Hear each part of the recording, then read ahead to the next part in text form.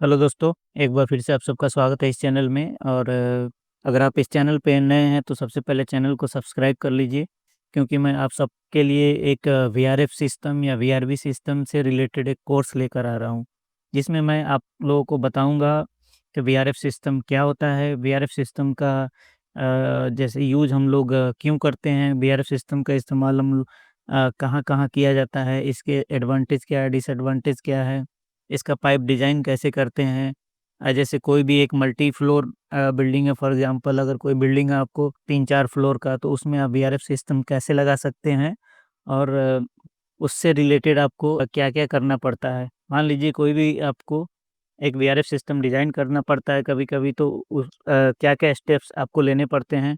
Step हैं यहाँ पे, मैंने कुछ पॉइंट्स नोट किया हुआ है, जैसे कि heat load calculation, machine selection, okay, या equipment selection based on heat load.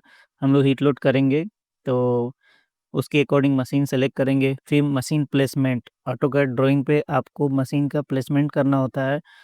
इस तरीके से मशीन का प्लेसमेंट कैसे करते हैं, किस रूम में आपको क्या कौन-सा इक्विपमेंट लगाना है, या फिर कौन-सा मशीन लगाना है, ठीक है? हाई वॉल यूनिट या फिर कैसेट यूनिट। उसके बाद आपको एक सॉफ्ट ड्राइंग बनाऊँगा मैं आप सबके लिए, वीआरएस सिस्टम से रिलेटेड, उसका पाइपिंग कैसे किया जाता है। जैसे कि एक सॉफ्ट ड्राइंग आपको दिख रहा है यहाँ पे, तो इसका पाइपिंग कैसे किया जाता है, ठीक है? जैसे कि यहाँ पे 2 कैसेट एसी लगा हुआ है 2.8 एचपी का। उसके बाद वीआरएफ पाइप साइजिंग, उसके बाद जो भी वीआरएफ आपने पाइपिंग किया हुआ है, तो इस मशीन से लेके इस रेफनेट या वाई जॉइंट तक का पाइप साइज़ क्या होगा, इस Y joint to Y joint ये पाइप साइज़ क्या होगा, तो ये सब मैं आप लोगों को डिटेल में बताऊँगा उस कोर्स के अंदर।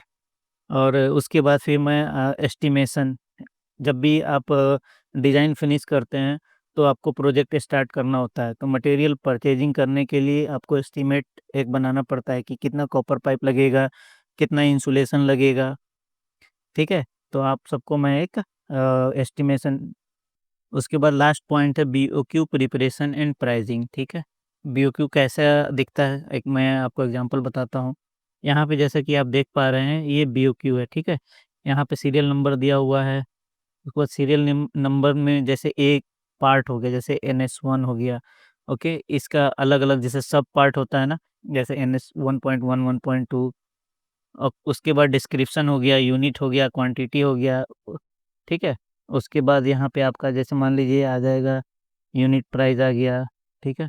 फिर टोटल अमाउंट हो गया।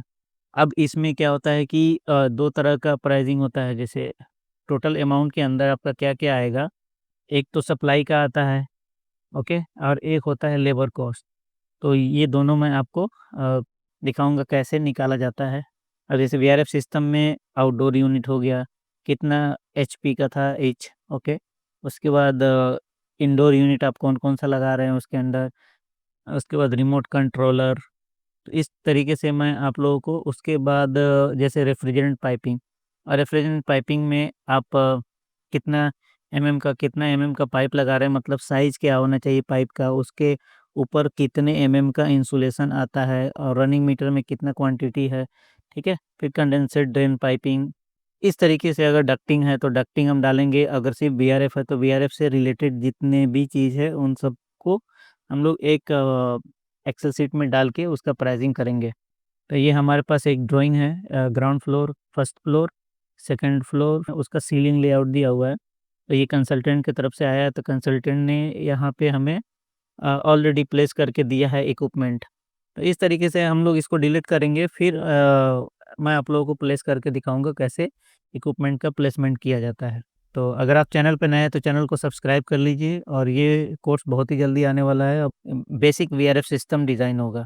जैसे एक नॉर्मल छोटा बिल्डिंग होता है स्मॉल बिल्डिंग के लिए, तो इसके लिए मैं आप लोगों को स्टेप्स बताऊँगा। जैसे इनिशियल स्टेप क्या लेना चाहिए और फाइनल स्टेप क्या होना चाहिए। तो बने रहिए इस चैनल पे, मिलते हैं कोर्स के साथ। Thank you so much.